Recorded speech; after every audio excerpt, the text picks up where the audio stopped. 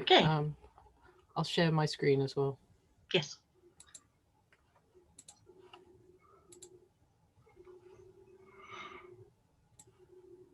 Cool. Good stuff. Love it. Yeah. Okay, I'm Di, and I'm a game student at University Centre Colchester, and I'm also a Twine writer. I've been using Twine for about a year now. I'm mostly going to the narrative sides of it. And my name is Maz. I've been living in Brixton for more than a decade. My pronouns are he/they, and I love working with Twine. I'm happy to talk to you about it today. And Twine is basically a free piece of software which you can use to make linked up web pages. And that then loads into a person's browser as a whole game in and of itself.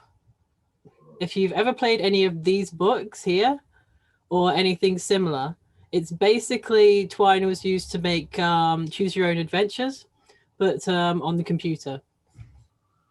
So I played one of these ones. I can't remember exactly which one, but I did play a few other choose your owns as a kid, and they're quite fun. But there is an example story which you might want to use to follow along with this, or at very least open up Twinery, where you can find Twine 2. And there's two main versions of Twine. There's Twine 1 and Twine 2, and we're going to be using Twine 2 here. You can apply a few things from Twine 2 to Twine 1, but if you want to use Twine 1, there's a lot of resources which we can link later to tell you about that, especially because the code system used for the base of Twine 2 here is called Harlow. And so you should be able to use Harlow in Twine 1 as well. But yes, Dee, have you posted a link in chat to Twinery? Just posted for you. Yeah. So to import the example story, like this is the example story here. I've got a blank tab here, which is what Twinery should look like if you've not put anything in it. And what you do is you go to import from file here. You import this file, go through all my downloads. And then it's the example story. There it is. Then you open that, and there it is. As you can see, if you have a new window open, such as this is a container window for personal, just because it's the first one on the list. But if you then have a completely a private window, that will basically remove the stories from your cache if you close it. So it's best to know what sort of window you're using it. If you're using any containers, like in Firefox. So when you've opened up the story, you can then just click into it like that, and there it exists. Just wanted to mention, I've just posted the link to the Twine kit where you can find this story. So that should be on chat if you want to download it and follow along. And if you want me to go a bit slower, do say as well, because I know sometimes I can go a little quick. The other way to have a story is if you want to make your own story. You click the bright green button here. You click, you want to name your story with something.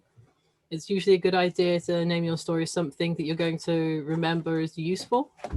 So if you're going to be making a story about cats, you might say cats game. When you do that, so you click it and it goes into. But let's just close that one for the moment then. So on the example story here, it's a completely commented piece of work. That means that there's these comments around it, which is here. Oh. This here with the exclamation mark and the dashes and the chevron at the end. This is a comment, which means when you click play, it won't appear in the story.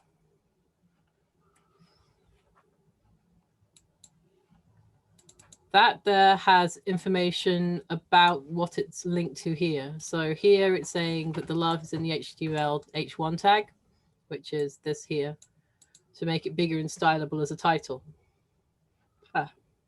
If you hover over it, it actually says now that it's an HTML comment. There's been a recent update in Twine, so that's quite useful. And it's also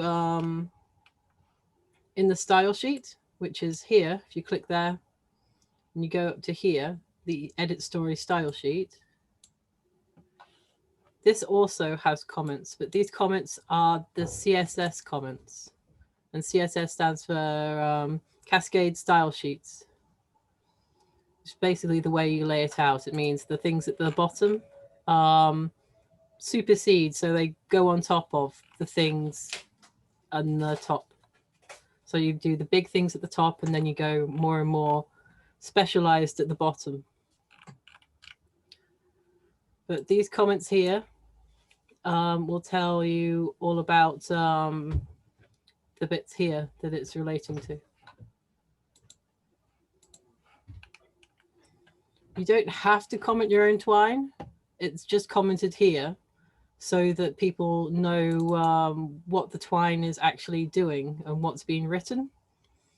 It can be useful to comment your own Twines, but that's if you're working with somebody else, because it's much easier to put a comment in something to say, when you click this, it makes this happen in a couple of passages, rather than to just continually have to like talk to each other about what's this doing here, can this be removed, and things like that. All right, Dee, you want to talk a bit? I've gone over a little bit of it. No, that's fine. So as you said, to start a Twine story, you have to go onto the main page of Twine, and there's a big green start a story button. Yep, just there. Thank you. And you can create a new story with this. You can name it anything you want, but it's generally a good idea to name it something what the story is called. I mean, if you just put random letters in, you're going to get lost, and we know all that's like. We're losing all files and stuff. So if you've got a name like a good dog story or wizard battles or first playthrough, that kind of thing is the best thing to call it. You can see when you're good at a name, you're automatically taken to the story map, which is that nice big blank screen there. It's like a canvas you can grow to fit your story depending on the amount of passages you have on screen. You can move around by either using the scroll bars on the window or by pressing the scroll tree on your mouse. If you're using a touch screen, you can use your finger to drag around and pinch to make things bigger and smaller. That's quite normal, really. But if you want to have more passages on the screen, you can use the buttons at the bottom. The one with the big square allows you to see some of the text and the name of the passage. The middle one allows you to see the names of the text of the passages only, pardon me. And the one with the small squares on the left is just allowed you to see that the passage exists. You can move around the passages by clicking and dragging on them, which is a great way when you set up a bunch of passages and you want to place them in the way that helps you figure out your story plan. The passages also have their size changed by clicking on the menu to the side with the 3 dots. Got that bit? Yeah. And so how do you make more passages? There are 2 basic ways. You can either click on the giant passage screen button on the bottom, or you can go into a passage and type the name of the new passage you want in double square brackets. This is the way I tend to do it because I find it a lot easier to trace where I'm going. You can see here these passages have been created and linked to the passage to the first page. Thank you. So when you press play, you can see the link between the 2 pages. In the example Twine, you can see how there's links between these pages. Am I going too fast, Matt? Nope. Okay. There are other types of links which don't create little arrows. In the current version of Twine 2, there's a little box at the top of the passage which, when clicked, helps you write a link. These links between the passages don't show the arrow unless they create square brackets.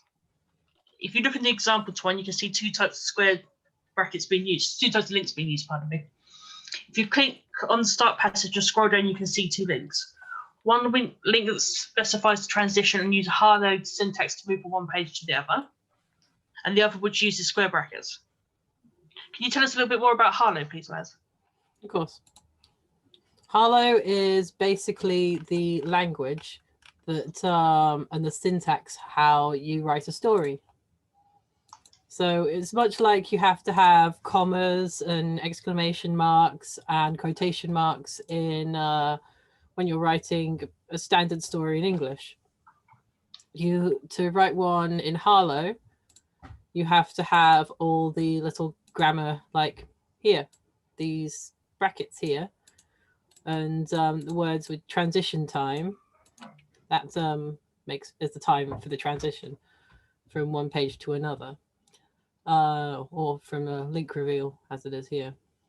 But yeah, there's a link which we're putting in chat now, and this here is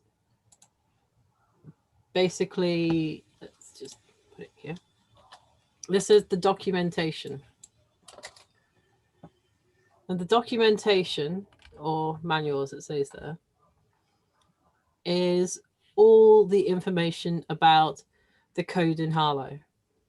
So you can look in the bookmarks at the side, and it tells you all the individual bits of Harlow, and it's very useful to refer to this. And don't feel like bad for having to keep referring to it, because like I've written many Twines, and I always have to go back here and be like, how do I write a link again? Or like, what am I doing when I'm looking for something like the, not cycling link. I always get confused with, well, there's bits where you basically make it refresh a bunch, and I just always have to keep checking on it to make sure I'm doing it the right amount. But it's very useful. You can also now you can do code samples here, which is, it's just happened within the last month. So I'm used to just grabbing bits of code and putting it in and seeing if that's the bit that I need. But now you can apparently put things in here. You still have to edit it a bit, but you can now run it directly in here. And it's got night mode. Yay. But yeah, Harlow has the ability to do a bunch of cool stuff. There's also the looping link, and which is fun, which is where you keep clicking a link and it loops through all the things. I've put it in the Twine example story here. With here, there's where is it? That one. There's a cycling link here. And the cycling link is one that you can just keep clicking on and it just changes a thing. So we do the test here. See, it just keeps cycling through it over and over. That's one of the fun Harlow bits. I wanted to ask you something. Earlier you mentioned links and transitions, and I was wondering if you could show how those look like. Yeah, of course. Once you've actually pressed play. Do let me know if you're if you already mentioned this. Oh, of course. I'll go better into links there. Okay. When you're writing a link, we'll go on the start menu links here. There's two links here. There's one which is a link to the first choice.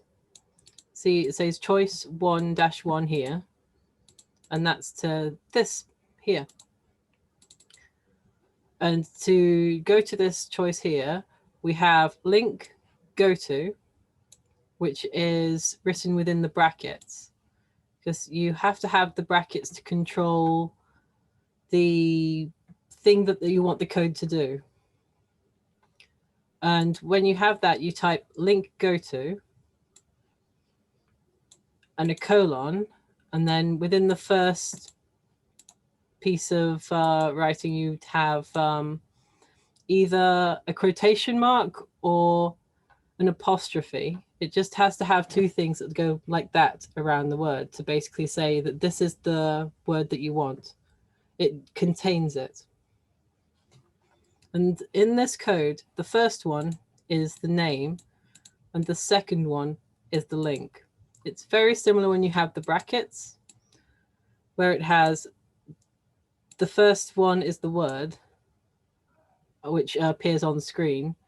And the second one is the link that it goes to. So when we open it up here, and we just skip through this, you can see here, the first one has the link. And when you hover over it, it shows what the link it's using is. It says link go to with crafting as the word, and then choice 1.1 as the page it goes to. So when you click on it, it goes there. You can undo that to try the other one. And you can see that there is using the other link in the square brackets. And it says shopping as the word, and choice 1.2 is the page that it goes to.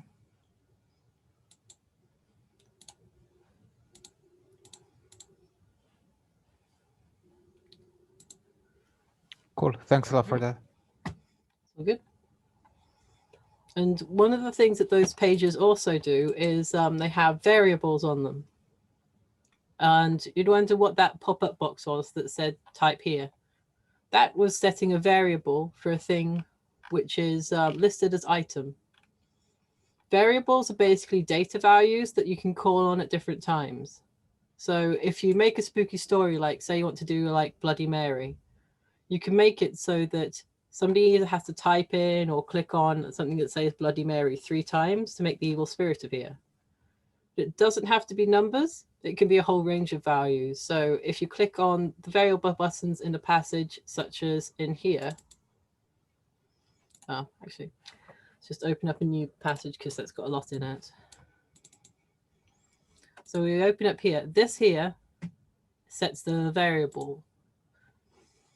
So you can see here, there's all the possible lists of variables that you tend to use in a story. We have a variable name. We'll call it hello. You can see that you can refer to the variable using the code $, and hello. A temporary variable has an underscore at the beginning, but temporary variables aren't used very often. But if you do need to refer to something within the same passage only, you don't want it to exist further on in the passage, you can use that. But I would generally suggest just using these for simplicity, because otherwise you might end up with a passage in a passage just affecting things and you're not sure what's going on.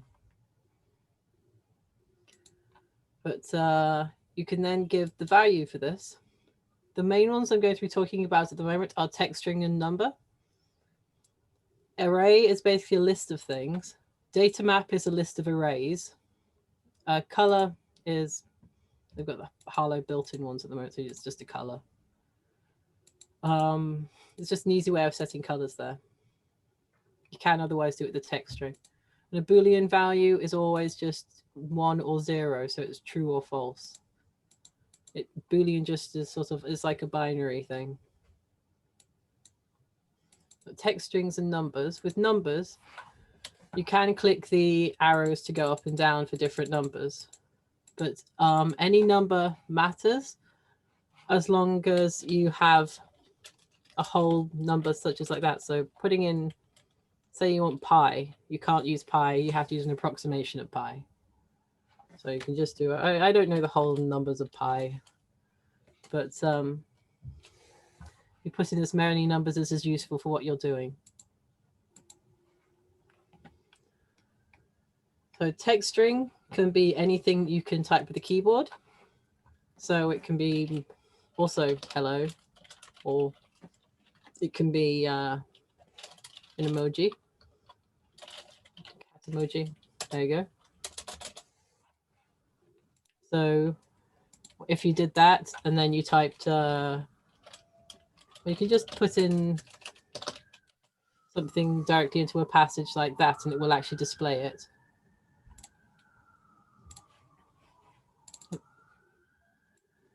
So if you say you set hello to that and then you type hello, as you can see, there's the variable. In the bottom, in the debug mode, it says that you've got the name of the variable hello, and it's got the string of 4 cats. If you hover over it with your mouse, you can see that it actually is the variable hello with the $sign. But you can also use other scripts, though I don't know how well you can use scripts like Arabic or Hebrew, because they are left, they're right to left. Let's see. Yeah, sorry, I'm bad with my directions. I have to use my hand still. Those are right to left instead of left to right, like how we type, which might mess things up a little bit in the code because it's written as a left to right language. But if you are using emoji, as a note, I would really recommend using some of the earlier emoji rather than the newer ones, because not all computers can display the newer emojis. So if you check on Emojipedia, you can see whether you're using a new emoji or an old emoji. But let's show in the example Twine as well, where we're actually using a variable. So we'll do it the item one. The item is here. That's one thing. I always just end up checking through things, but you can put in tags sometimes, which things are in passages, so you just remind yourself. But here we have a text box appear. It's very helpful that Harlow's doing that, but it's a bit annoying when I'm trying to actually show people. But here you've got the item variable, which is set on this prompt here, which has type here. So we would see that as this is setting you a variable. So in this box, when you type something like a fish, that then sets the string as fish. So let's just make this a bit bigger here. So the debug mode at the bottom can show you that the item, the variable item, is now the value, the string fish. So if we want to know what the item is later on, here, the item's already just called. We've got a fish. And I'm using uppercase, which makes it go into, it shouts the fish rather than just saying a fish.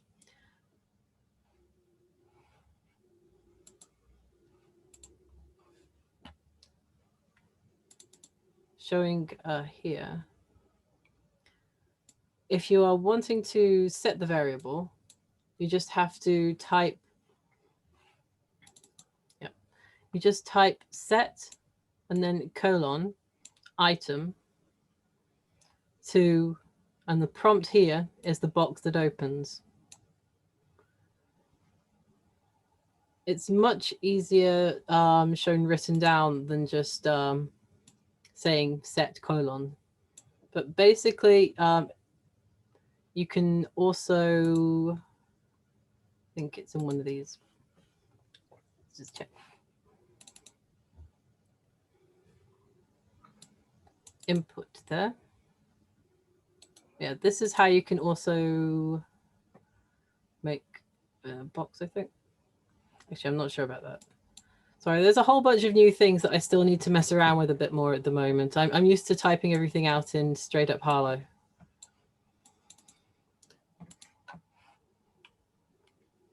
Basically, it's a sort of natural language. In a bunch of programming languages, there's things that aren't quite as natural, but saying set X to Y is how Twine tends to work. So if you're setting an item, it's that. If you're looking at an item, it's is instead of to. Another example of a variable in here is at the beginning, we've bound name to whether it's your best friend, mother, pet, in this drop-down box at the beginning. So there's a bunch of different ways of setting a variable. What's the difference between bind and set?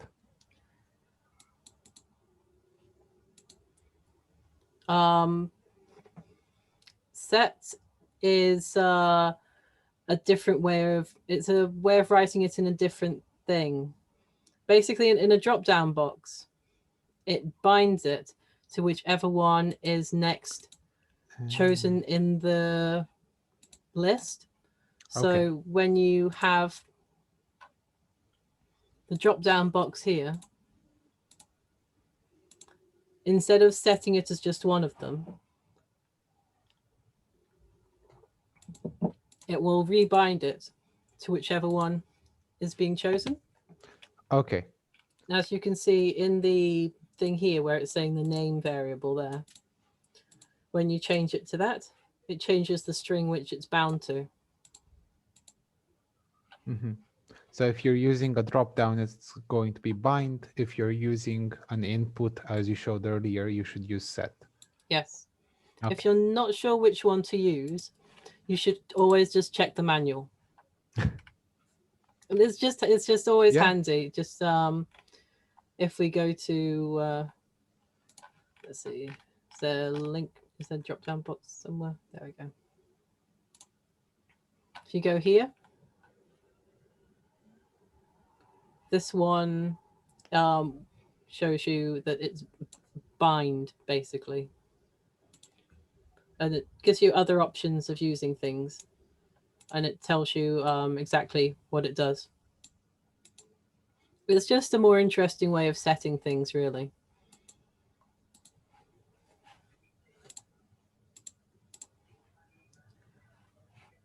Okay. If you want, you can also change variables. So a variable doesn't have to always be set as one thing. So let's say that somebody picked up a rock, so they've got a rock in their hand. And they might set something like set hand to rock. Oh. First of all, this wouldn't work because you can see it's lights up orange because it's like, oh, you've done an error. You have to set it this way. But this will then set hand is rock. And if you have a link then where somebody tries to bite whatever is in their hand, you might have something in your story that asks what's in your hand. So do something like,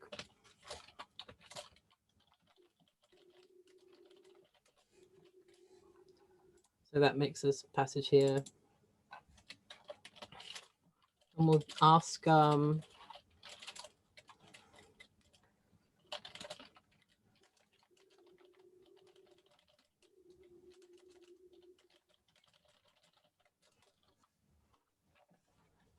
so if you have in your hands, so you're asking if,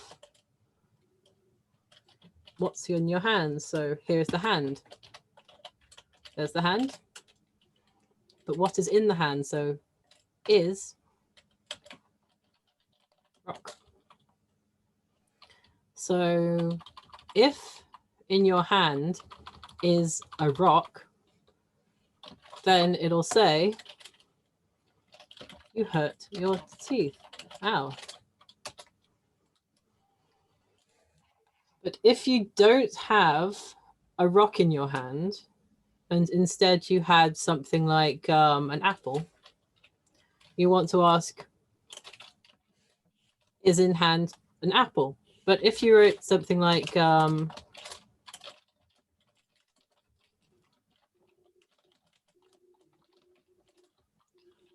then that's two conflicting questions at the same time. And it doesn't really like that. It's two new questions. But you can do else if. So if there's a rock in your hand, it'll say this. But if else is in your hand is an apple, then it'd be yum. In the brackets here is what it says. So if we play this then, What's in your hand? You hurt your teeth. But we don't have a way to put an apple in your hand yet. So let's just do a quick in-page link. Let's see, reveal an attached hook.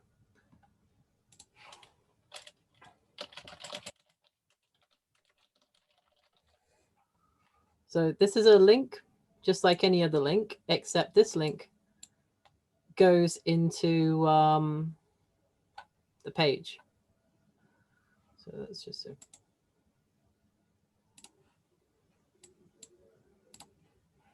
Yep.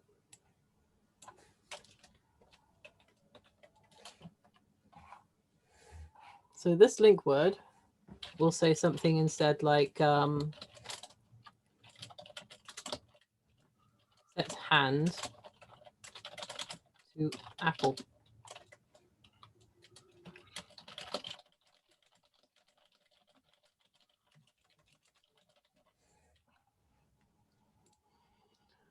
So here, hand is then having the apple instead. So this, if you do it right, should,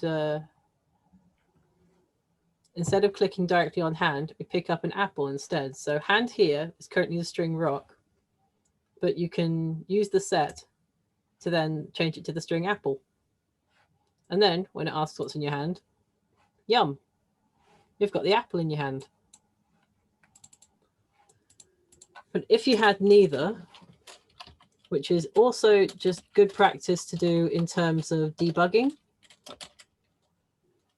because if you want to check that something is happening, it's a good idea to write something which will have an error if there's nothing in the hand. So we'll just have else.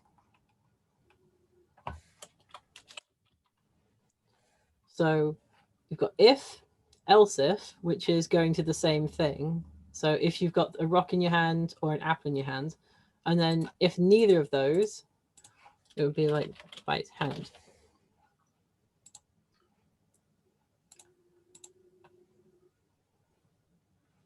So if I then broke this, so it's not a rock, it's rock spelt incorrectly, and I went straight to hand, it just bites the hand, which is a good way to tell that you've got a bit of an error going on there. You've got, oh no, there's something wrong. Turns out my rock's spelt incorrectly. So when you do that, it then works again. Okay, those are what you use to make a basic story. So you've got the passages that you can make by going passage or by typing the square brackets passage making. You've got, oh yeah, I'm deleting things by pressing delete on my keyboard, by the way. You can also press the bin to delete things. So we've got the links. There's the links that go in page, such as here, where you've got the link reveal. This then reveals that within the brackets. And you can nestle a lot of brackets in each other. So you can make your story reveal more and more things. So if you see in the Twine example here, when you click this link, it then reveals this story and that reveals the rest. And it's really good for pacing. And then you can also have the link that goes from page to page. In the Twine tutorial here, there is information about how to use the section that appears when you click. Oh, this was an example I was doing of something. I'll show in a bit.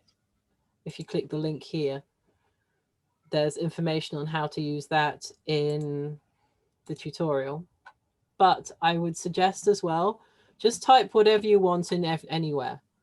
You can't do any damage with Twine. So basically just put whatever text you want into wherever and click it and see if it works. If it doesn't work, it will probably tell you why it doesn't work if you hover over enough things, or at least it will tell you where it doesn't work. So if you experiment a lot, you'll figure out a lot more than constantly reading the tutorial. We've also talked then about variables and about how to make variables change through drop-down boxes or by clicking things or by going places, because basically to make a variable happen, you just have to have the variable appear in the story. So here there's a hidden choice that's set here, which is then called on here. I've used the less than to see if the choice is less than 2 instead of if the choice is 2 also, because there's choice 1 here and choice 3 here. It's just a different way of comparing things. You can set that to many different things, and it's all about what you want to compare, really. But then these just create the bare bone twines with links, variables, and passages. There's some example twines. Dee, do you want to post them in the chat? Yep. Bear with me a moment. And you can see with the example twines that you can make twines look very pretty. I've put some of them here. This one's got a bit of sound on, which I've muted, which is quite cute. And this twine is a cute little one about a funny dog who's lost his bone. And it is twine, and it has some images which are vibrating in a very friendly way. There's a few screenshots of here. You can see it's still quite a simple twine, but the way that it's presented makes it look really nice. This here is actually just entirely done through words. So if you don't want to make your twine look pretty, you can just use text and numbers and variables. So this has a large variable of the current net worth of Jeff Bezos, where you then click through and spend all his money. And this is basically a good way of showing through removing money in the variable at the side, you then can see just how much money somebody has through just clicking and trying to remove all this. And you don't even have to do too much pretty there. This is actually the base twine layout on Sugar Cube, which is one of the types of twine which you can also see, though this is Harlow because it's simpler right now. If you change the story format, so here's the default one. I tend to work more in Sugar Cube, which is here. They're all very good, so you're not going to go wrong using Harlow. But sorry, got to move this a bit. There you go. See, sorry, I've got the screen share thing at the top and I'm trying to click. There we go. This one is also quite a simple looking twine. It's got a bit of it's got the background area removed so that you just focus simply on the words and the pictures. But the only real pictures here, there's a few choices. But the main thing is this is a game where Vin Diesel he helped run a game of Dungeons and Dragons specifically for you. And so all it is really pictures of Vin Diesel and text. It's quite a nice friendly game. It's very short. I like focusing a lot on images. So this is an example of one of mine. So you've got the little animation here. You've got some CSS that changes your cursor when you hover over the text, and little bits that go down, and a custom font in here. I'll show in a bit how to do a custom font. And then you've got the images up here, Manjo, and some volume as well. And this one is a very aesthetic twine. It's very pretty. And this one has a really good example as well of a mouse over link. A mouse over link is very similar to a link that you just click on, but you can see here with the, but there. And this one actually has sound, which you might have to allow in the little bit at the top. But so when you go here, it flashes and there's a bit of sound, which is a good way of showing your shot someone's hat. That's a very good example of a mouse over link if you're interested in trying those out. Then back to here. I've talked a little bit about CSS before, and it is basically telling the browser window to change how things look, either on placement, size, color, or rotation. If you want to see the CSS on any web page, you can press F12 on your keyboard. So if we go to, let's just do it on this cute bone dog. So you press F12 and this appears. And it looks like a whole bunch of nonsense at first, but you can use this little bit here. It's similar in Chrome, and I can't remember what it looks like in Safari because I never used Safari. And you can then roll over different bits on the page. And it allows you to then see what's there. So let's say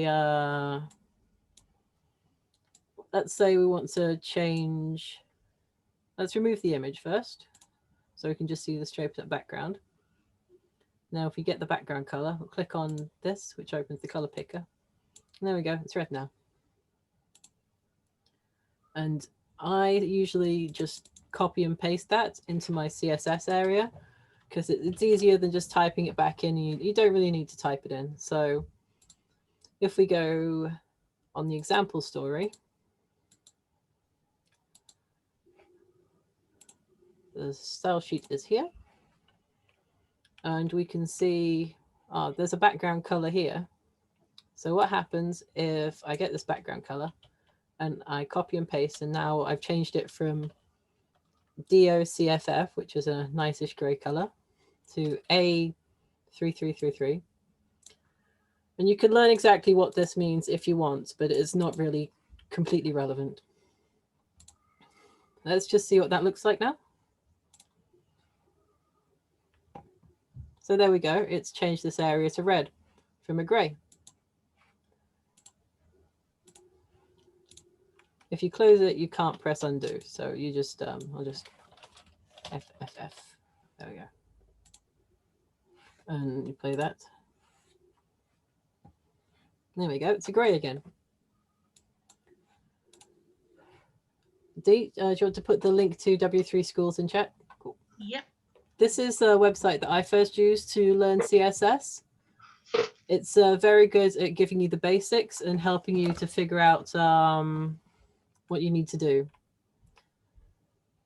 There's a bunch of cool things that you can do with CSS with like images as well. Let's just go. Oh, sorry, I'm hovering over my thing again. So one fun thing I did with Kaleidoscope. This is mostly just CSS. Just it's just some images in a circle, pretty much, and just with a bit of opacity over them.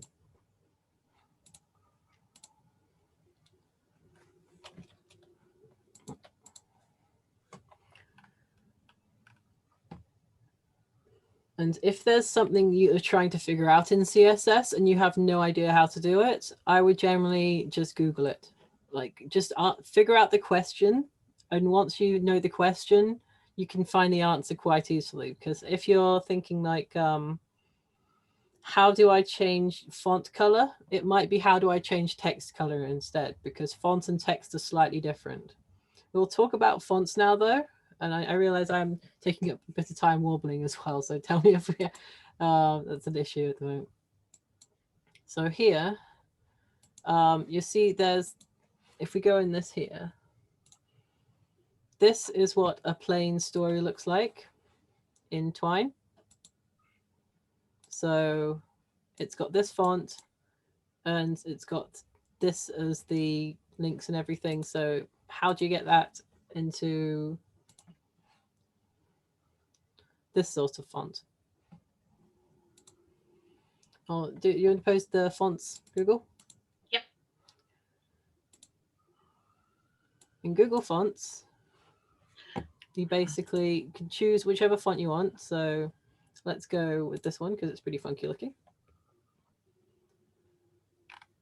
If you select the style, you get this bit at the side.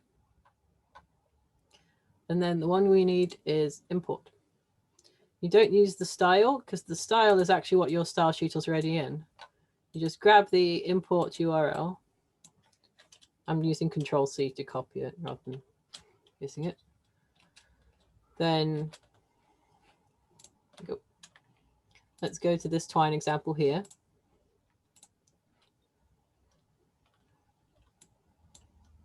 I think I was messing with this one anyway.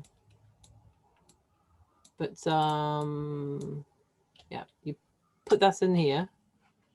And then let's, oh, the other page.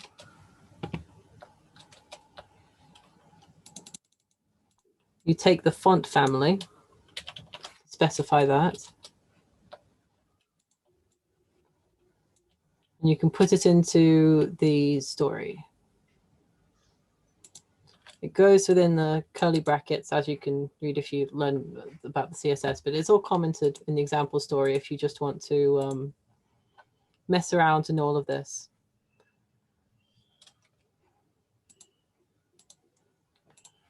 This should get the other font up. No. Can be a bit tricky sometimes. Just to figure, oh, I think I see CSS.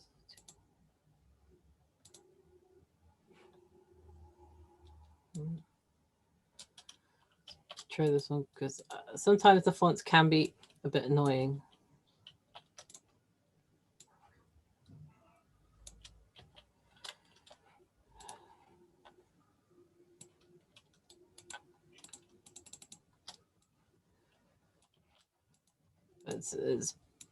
That's partly why I'm trying to do this and show people how to get things up, because it can be really irritating. I think you have an extra quote there. On which one? An apostrophe. You can see how a little thing can really change things. Where you have the link at the end. Oh, yeah.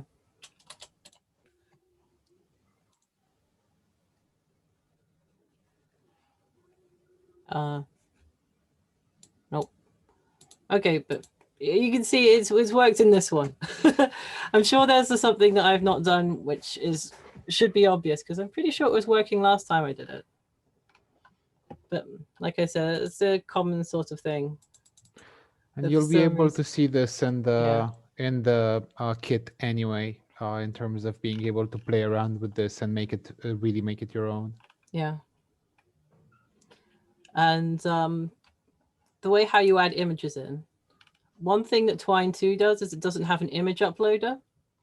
So if you want to put in an image, you can see here, I've used Imager. Whichever hosting service is good, you should just use the hosting service which you prefer. But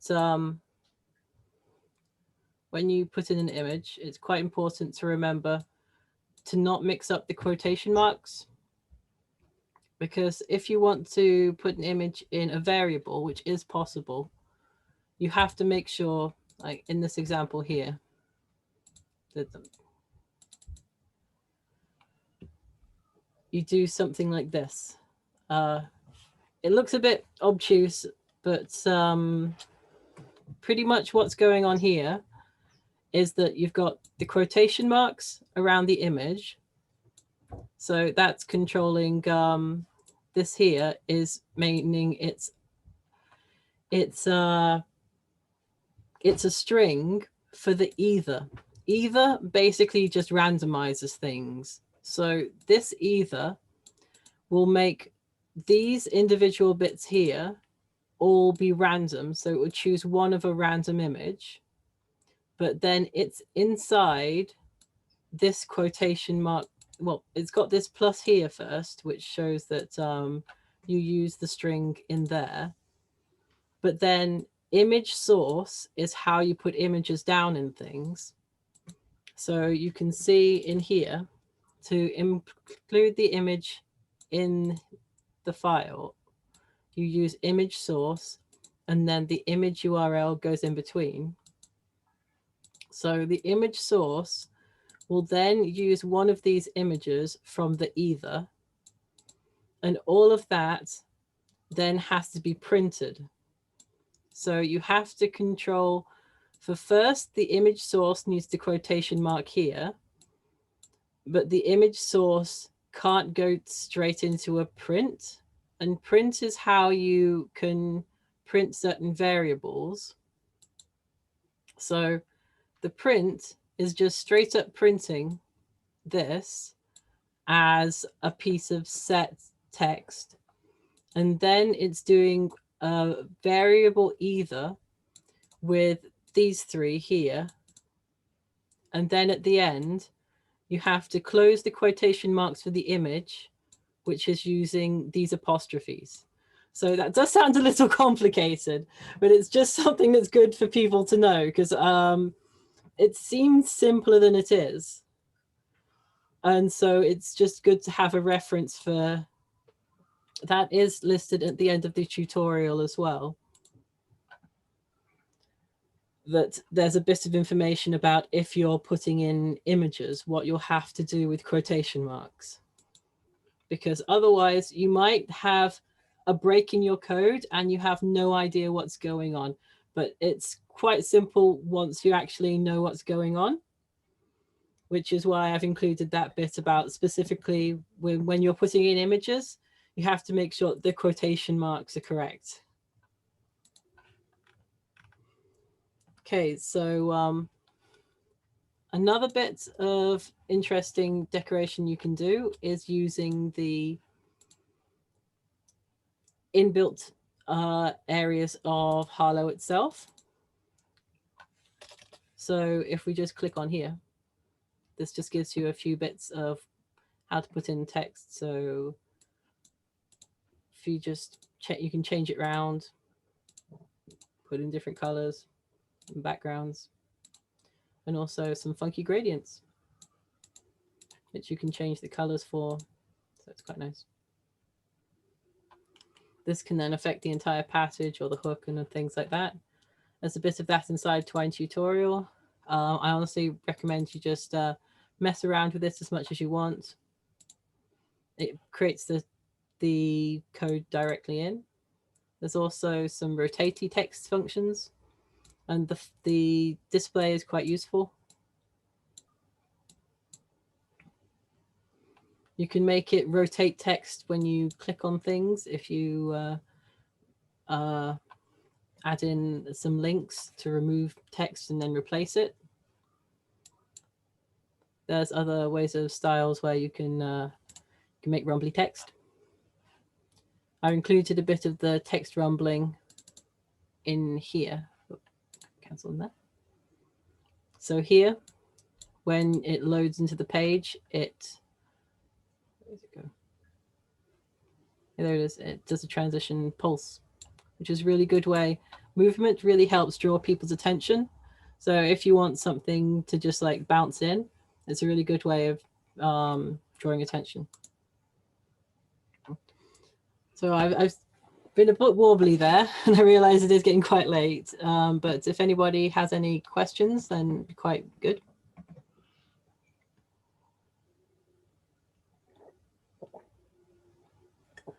Yeah, so if you have any questions, feel free to use the chat or the Q&A section.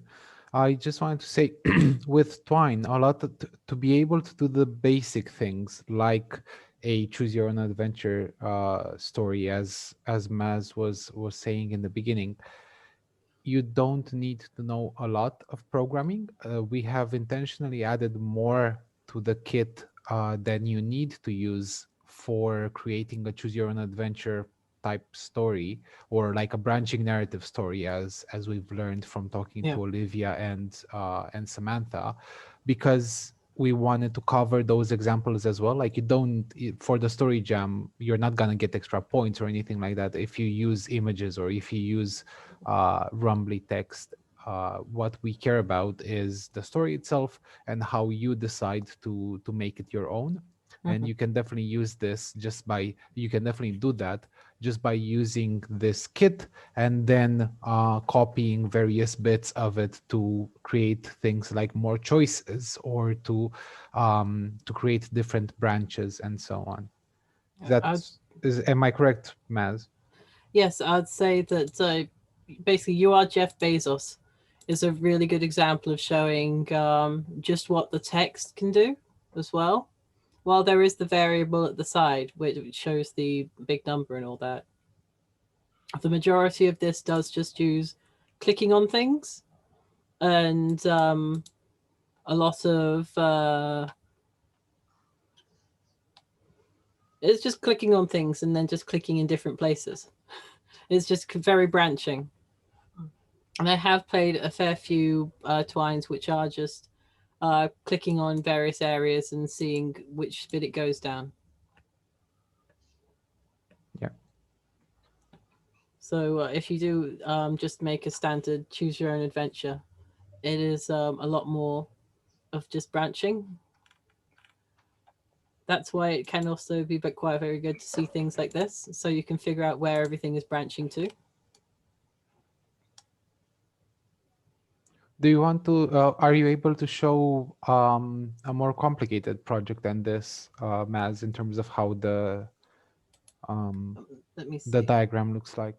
And in the meantime, what I'm going to do is I'm going to quickly share the feedback form that we ask you to fill in at the end of the event with you, just so you have it saved. This is an example of one of my Twines just set up for something recently. So this is, I use a lot of variables. So I've got a bunch of images over here, and I also make widgets, which help me narrow a lot of code down. Other things. Oh yeah, the one which I just showed there, the Yogs looking one. No, this is a different one. This one here, you can see this one links here to all of the images. So this is one of my ones where, since as I said, I work mostly in Twine 1, which is a downloadable piece rather than Twine 2, which you can use more in the browser. And so on this is sort of big thing. This one's comparatively complex. But yeah, this is, let's see, do I have it? Because I keep a lot of mine quite simply laid out, because I do a lot of things where it refreshes the page and adds another bit of variable to it. Oh yeah, here's the Kaleidoscope. So you can see as well here that all of these pages go towards this main page. So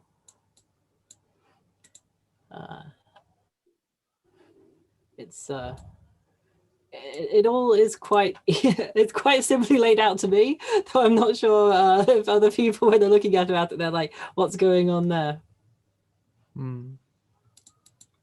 So this is quite simple as a thing inside one passage, but then when you get to the main passage, it looks a bit more like that. Yeah. And I like using randomness as well. So here I decided to randomize all the colors. So I think it's quite fun. It's I think, yeah, that's also, yeah, you can see here that it randomizes the color by randomizing the red, blue, and green, which is the different parts of the CSS. And then you set the CSS bit there as a variable, and you use the variable inside the HTML's part of the CSS with the style here. So you can see that's what my sorts of things go in terms of complexity. The rest of it, let's see, I think the most, if I can find my old one about the ice cream one was getting quite complicated because you can put a bunch of different files in one thing. And this was something I was trying at one point where I was basically doing a whole month of different passages. It doesn't work as much there, but I'd have to search a fair bit because I've got a very poor file layout. Yeah, no worries, no worries. I think that these are some good examples showing us different levels of complexity that you can achieve through Twine. And also the example games that you've mentioned are really good as well. Yeah. And there's a lot of great games that you can find by searching on itch.io. Itch.io. So if you just go here and you search for Twine games, then you can find a lot of different things. There's people who make different plugins too. So there's this person who's created a presentation layer to make Twine do this. That's cool. That one's for 1.4x, as it says at the bottom. But there's a lot of good Twines. You just have to figure out which is the sort that you like. Here's a more complex looking layout. I think somewhere you might be able to find part of the layout for there was a Netflix show with Charlie Brooker. Yeah. Bandersnatch. Yeah, that's it. And that one, I think somebody did show the layout which they used for the show itself, which has you can set a thing so that after several times of visiting the same area, it then suggests you go somewhere else by just if you go in Harlow manual, I think it's called Visited. Sometimes instead of looking directly at here,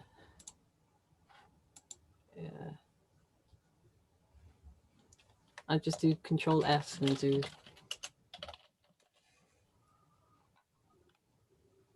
Oh yeah, here we go. Well, this one does. Yeah, they use history here. So here, if you visited Cellar, or if here you visited a place which has intermission not in its name, like it's very useful with Harlow that and a lot of Twine code that it uses basically human language rather than computer language to talk to the computer. So if you have something like that inside pure JavaScript, it might be a lot more annoying to read as a human rather than as a computer. So here, where in the history intermission does not exist in the name of the passage, means that if a person, say, hasn't had a break, let's say it says intermission there, then it might direct people to a passage where they have a break. So these, one Well, there's a lot of information there, and as I suggest, the best thing to do with Twine is to experiment with it. Yeah. So, well, even if not within the confines of the jam, just in general, just putting it in, even maybe figuring it out in the code area here, or just messing around with the example and seeing if you can make it more fun, or make it branch off into a big rabbit hole of some sort by just doing a bunch of different links and linking the places to different places and seeing what you can have doing that. There are quite a few new things here that even people who've used Twine, such as myself, might not know because I look at meter, I'll see what this is. Okay, this one's just for big numbers and making a meter bar appear. So going like boop and boop. Like a life, Yeah, a life bar. or battery bar, Mhm. or as they're saying, their threat level. Yeah, I think this is all really good information. And we should wrap up if that's okay with you. Yeah, that's fine. Any feedback's always good. Yeah. I know it can be a bit waffly and make things seem a bit more complicated than they can sometimes. So if anybody has needed a bit more explanation or slowing down, then that would just be very useful feedback. Will do. I'll let you know what folks say in the feedback. We don't have any open questions. So if everybody's okay with that, please go and fill in the feedback form. It really helps us. And yeah, I'm just sorry, Maz. And also, if you do want to work into Twine, and if there's anything that you need help with, there's a Twine Discord which has some really, really good programmers in there. Where when I've wanted when I like doing my weird complex things and I get stuck, I sometimes ask there, and within about half a day or so, somebody's been like, "Have you tried this?" And I try it, and it stops everything breaking. We'll post the link to that in the kit as well. So yeah, okay. So we're going to record this talk, and it's going to be posted on the Elevate website together with the kit. And if you have any questions, just shoot them our way, and we'll do our best to answer. Okay. Cool. Thanks a lot, Maz. Nice meeting everyone. And I'm going to stop recording now.